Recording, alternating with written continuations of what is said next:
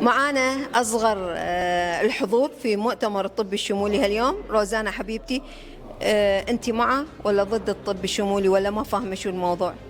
I came here because I want to be a doctor when I grow up for a heart surgery. So that's why I came because I want to learn more.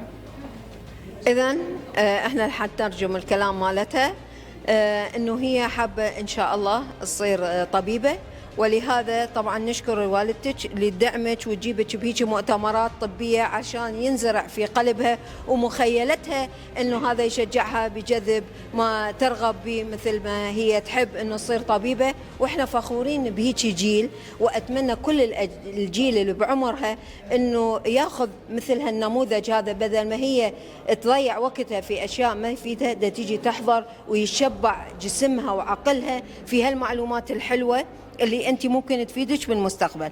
اذا ما فهمنا، هي لسه صح انه دا تيجي تحضر وهي املها انه تصير طبيب، بس هي ما فاهمه بالضبط شنو الطب الشمولي، بس المعلومات رح تتخزن واكيد فد يوم من الايام رح تنفجر. تعرف عارفه بدائل النباتات.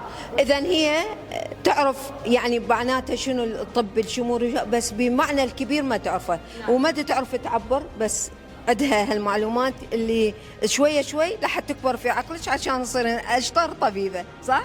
صح. وطبعا هي هدفها انه تصير طبيبة قلب عشان تساعد المرضى، مو؟ صح؟ مرضى القلب.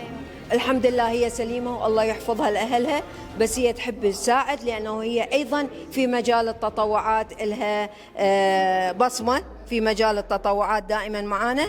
وإحنا فخورين مرة ثانية وثالثة أقول بهيك جيل حلو إلى مستقبله في التفكير بالأشياء المفيدة. صح؟